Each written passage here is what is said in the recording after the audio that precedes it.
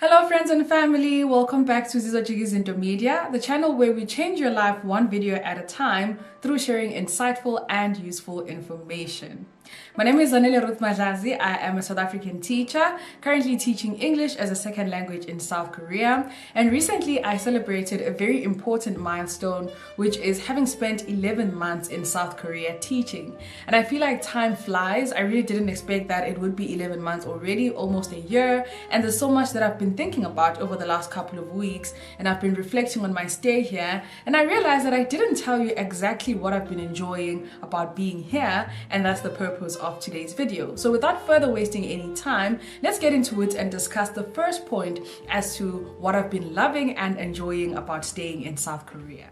The first thing I love and appreciate about staying in South Korea is the low crime rates. I think this is a very, very popular factor that tourists research when they want to travel to different countries of the world. They look at the crime rates, and South Korea usually comes out tops in terms of having one of the lowest crime rates in the world. And I think this is something worth celebrating, especially as someone who comes from a country that is very, very crime ridden. I think that the problem of crime in South Africa keeps accelerating every day, and it's even becoming ridiculous. People are being robbed like daylight and no one does anything about it. It's been that normalized, and I think being in South Korea has limited some of the social anxieties that come with traveling alone as a woman, traveling at night as a woman, being a foreigner in unknown places, all of those things in South Korea. It's just, a no-brainer. Yes, so South Korea ranks very high when it comes to safety, and especially when it comes to violent crimes. Those are very rare occurrences. You wouldn't find like muggings and robberies and murders and someone snatching your phone in the train or on the subway. Those kinds of things are very rare occurrences in South Korea, and a lot of people attribute that to the CCTV cameras. It is a known fact that in South Korea there is surveillance, so if you are a victim of a crime, you can tell the police where you were and they can access the surveillance cameras, and that will help them place and punish the perpetrator much quicker so that they can protect members of the society. But I want to add an extra layer to this, right? I want to say that I believe that the low rates of crime in South Korea are not only because of the CCTV cameras and that sort of thing, but they are also because of how children are raised. South Korean people and a lot of other Asian countries use values of Confucianism. So Confucius is a popular Chinese philosopher who has inspired a lot of like moral conduct and has helped people determine how they want to create their moral standards, so to speak. So a lot of ethics and morality issues in Asia are determined based on principles by Confucius, which include that you should be a person of honesty and integrity, which means that even when people do not see you, when you're in the dark, you shouldn't do things that you wouldn't be proud of because you are breaking your own moral code. So parents in South Korea teach their children that whatever you have, all the positions that you have, should be because you worked hard to earn them, and even the way that you earn them should be respectable, honest, morally upright work, right? I see this every time when we play games with my students, and maybe I have candy as a reward, or sometimes I get them chocolate bars if I'm feeling very fancy and the game is very complex. And at the end of the game, I will say, okay, the winning team will get, a chocolate bar each. And usually I bring a box or two and I just put the box on the table and I say, hey, members of the winning team, you can come and take a chocolate bar each. And believe me, the students will take only one chocolate bar each. No one will steal, no one, the things that students usually do, trying to be naughty and maybe taking extra, hiding something. They wouldn't do that. Instead, they bring the box and say, teacher, these are the remaining sweets. And the kids that didn't win, they will look sad and they will sulk, but they won't dare try to do something that's shady in order for them to get candy that they didn't earn. So it's that deep. Even from kids from a young age, they leave their phones in the classroom, and you can leave your phone the entire day and you will find it exactly where you left it. Without stretching this point any further, I'm getting into a very philosophical rabbit hole now, where I'm just excited about seeing the values of Confucius still alive and kicking. But yeah, the first and the most important thing for me that I love about living in Korea is the fact that it's safe, and safety isn't only a superficial matter where we are safe because there's CCTV cameras around, but because people value integrity and honor, and theft it's not a thing. The second thing I really love and appreciate about living in Korea is the efficiency. This is also another popular one, you know, and I'm referring to efficiency in terms of very well ran public transport systems. So the bus systems and the train systems are very well ran. When we talk about also maintaining public facilities like parks, even mountains, guys, when I go for my hikes, you find that there's carpet, you know, there's lots of things that make the hike comfortable and safe, and it's clean, and there's music. It's just beautiful. And also when we look at construction, there's a lot of construction sites and, you know, apartments here and there, but you wouldn't be inconvenienced just because someone is building a block of apartments. They make sure that the way that the construction sites are put up, it doesn't inconvenience the flow of traffic and work and people coming and going to places. So I think that the efficiency is just chef's kiss. I really enjoy going to places and knowing that my bus is going to be on time. I'm going to get to where I'm going safely. There's not going to be any hazard. The fourth thing that I love about living in South Korea, particularly as an ESL teacher, is how much there is an investment, a financial investment that we can see in education and in schools. If you are part of the people who subscribe to my vlog channel, All Things Ruth, you might have seen a couple of videos where I'm teaching and I'm conducting lessons, and I use a TV where I display videos and PowerPoint presentations, and even you can see even the surroundings, the room itself, the English room, it's very well prepared. The desks are of a good quality. Everything is always replaced. Like if you say, oh, there's an issue with my computer, they will replace it on time, and everything is just well maintained and well funded. I believe that in other countries, like in my country, for example, I really yearn for a space of teaching where there's so many resources, you know, especially technological resources that enable us to make lessons more fun, more engaging, more interesting, and we don't have to rely solely on the textbooks. Because back in my school, I don't remember watching videos, you understand? Like I remember just watching some movies sometimes for English, and even then we would have such a struggle for the English teacher to try and find a computer that works and get a DVD or a CD and put that in and display it on some random TV where maybe the volume is terrible or the projector isn't showing clearly. Like there used to be lots of issues because there isn't an active investment in education. In fact, according to like Statistics South Africa and the budget things, the budget for education decreases every year, and it hasn't, even if it increases, it's by a very, very small percentage. So it means that there isn't significantly much that we can do to improve the status quo when it comes to our education. And for me, that's very discouraging as an educator. I want to get into a classroom and have options of things that I can use and tools that can, you know, improve the quality of the work that I do and how I interact with my kids. And I'm actually very anxious about the day I leave Korea and I have to get into a teaching environment where there aren't many resources. I feel like I'm really going to struggle, but we'll live that for the time when it comes. We'll cross that bridge when we get there. But yeah, really love how education is an important thing here in South Korea. Even though the birth rate is declining, I think I have to point out that there aren't as many kids here in Korea. So it's not like they're taking care of like millions and millions and millions of kids, similar to how it is in a lot of African countries where the majority of the population is actually young people. So we can understand that those governments are overburdened, you know, with the increasing population. So it's a totally different issue here in Korea. You literally step into a class sometimes and there's 11 students and that's all you have. Or sometimes there's 3 students in very remote areas. So I have to point that out to say maybe it's easier for this investment into education to be made because the number of children that are being catered for is much lower when compared to other countries. The next point is about hobbies and leisurely activities. I really love how Korean people take time to think about hobbies and leisurely activities that they will do in their extra time, like things like playing badminton, going to play volleyball, going to the karaoke bar, visiting museums and parks, and playing online video games and that sort of thing. I feel like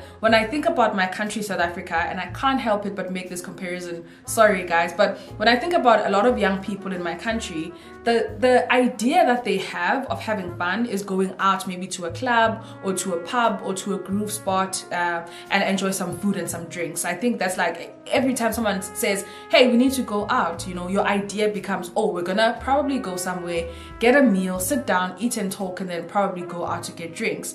And I feel like even though that is fun and like food and drinks is such an important way to connect, as I will talk about it later, but it's also important to tune into who we are as people and find out our interests and hobbies and find more healthier ways to connect and to be with ourselves and to enjoy the company of our loved ones. So when I think about how Korean people really go above and beyond for their hobbies. It's crazy. We were discussing this with a couple of friends to say if someone is a golfer, they will be, interested in getting the best golfing equipment. If someone is a badminton player, they will be interested in finding the places that are best to play badminton, and they will get the best equipment and the proper clothes, and they will learn how to play, and they will find clubs and stuff like that. And perhaps this is a perk of being an OECD country where they are quite well off financially compared to the rest of us who come from African countries and other countries where we're just trying to survive. Sometimes maybe the survival mode and trying to grind it out and break generational curses of poverty and so on makes us not think about ourselves as whole-rounded beings that need to develop third spaces where if we're not at home and we're not at work, we can have these places where we connect with people, and it's not a club, but it's a place where we can just be and just enjoy our creative energies, and we can just maybe tap into the inner child. I enjoy leisurely activities here, and you can literally step into the bus and go to another city, and when you get there, like find a museum or a park or a cafe or a place to play sport or things like that. And I think that's really cool. I really hope that one day in all of our countries, really, we can have an emphasis on these third places and these places where we have constructive hobbies that can help us tap into who we really are. Okay, let me stop preaching. Let's get into the next point. Is healthy living. One thing I really appreciate about South Korea is their emphasis, and like very genuine emphasis, on healthy living and eating fresh foods and growing organic foods and serving children healthy food at school and serving teachers healthy food at school as well. And I think I've adopted this mentality of eating lots of fruits and vegetables and moving and drinking lots of water and black coffee and fermented foods. I've learned so much about what it takes to live a completely healthy lifestyle, And when I'm at school, if you've watched some of my vlogs as well on all things Ruth, you would have noticed that the school lunches are very healthy, guys. There's rice, there's a soup, there's a protein. It's a very well balanced diet. When you come here, you will become healthy by fire, by force. I was actually watching another friend's status messages, and she really admitted to this, to say if you come to South Korea and you don't start a health journey of some sort, then it means you are a very stubborn person.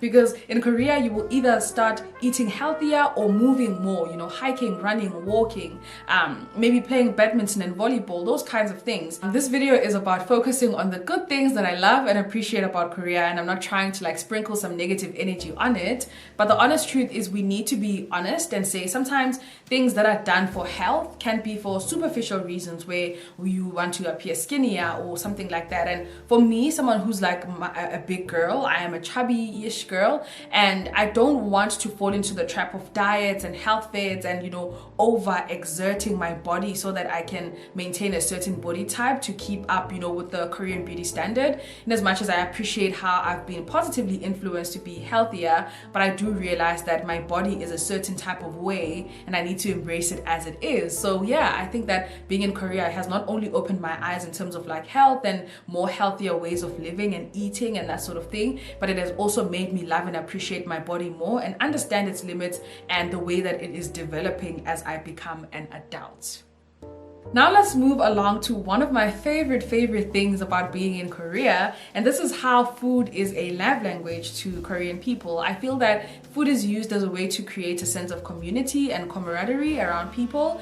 So people who work together or partake in an activity together, like something like a sports club or teachers at work or an office space, there will always be food that is served either in the morning or in certain times of the day. Obviously there has to be lunch, but in addition to lunch, like there's gonna be a boiled egg in the morning for everyone, a piece of watermelon at certain intervals, like a slice of an apple, those kinds of things. And when we're eating that, it's put on a dish, and then everyone has to just come stand around the table, and we're eating this watermelon, and we're just talking, asking each other, hey, how's it going? Hey, how are you doing? That sort of thing. And I think it's such a cool way to enforce like a sense of camaraderie, as I said, and enforce a sense of like connection. Because sometimes we get into our workspaces, we sit on our cubicles and we are, just quiet and sad, but then a piece of fruit is offered to you and all of a sudden you're chatting to your colleagues about how fun your weekend was. So yeah, I think it is really a magic touch,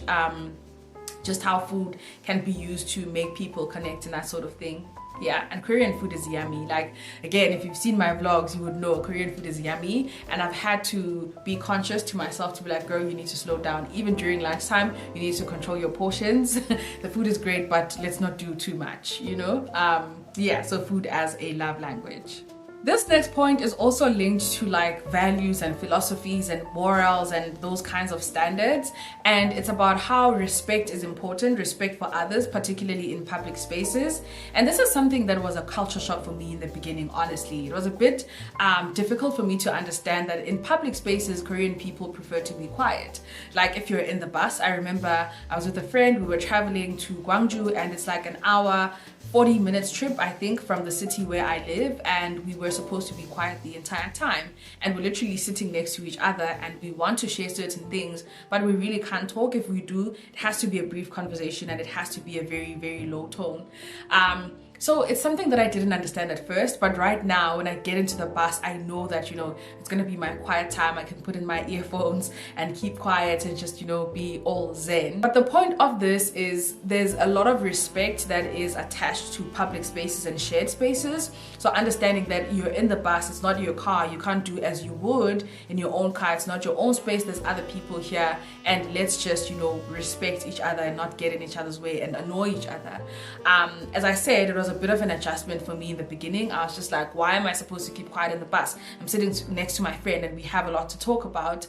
But yeah, again, there's a time and place for everything, and I've come to learn and accept this, that there's a time and place for everything. You will talk to your friend when you get to your destination, but in the bus, please just respect other people and keep quiet and mind your own business, and you will get to your destination safely, and then you can start doing all the talking.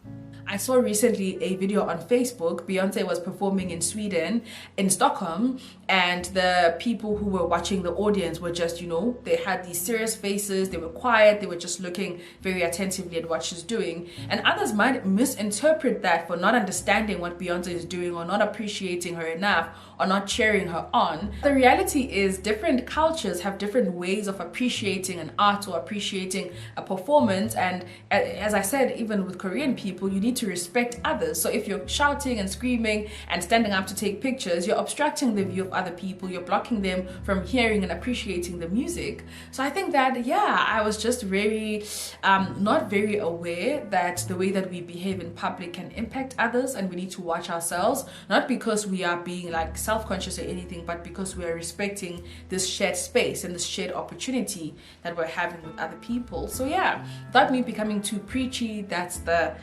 point. The last one is excellence and hard work. I think that Korean people are very driven by excellence. Everything that they do, they want to do it very well, very efficiently. They don't really like or appreciate mediocrity or sloppiness. I mentioned this previously in a teaching video where I said, if you are new to Korea and you're coming here to teach, make sure that you don't deliver sloppy work. You don't show up and not know what you're going to teach. Every time your co-teacher says, hey, what are you teaching today? You should be able to give them a sharp answer, to be saying, oh, today we're learning a story about Cinderella, and then I have worksheets, and then I'm going to play a game. You should always, you know, show up as your best self, with excellence, with preparedness, with efficiency. And yeah, you should always just respect your work and be professional. So that's something that I really value, that I've learned through the course of me being here in Korea. And not that I was sloppy before or that I didn't respect my work, but I think that I'm a bit more sharper. And in the beginning, that was because I was anxious to like annoy and irritate my co-teacher. But now I'm doing it as like it's a second nature thing, where I'm just like, I need to know what's happening. I need to be on top of my game.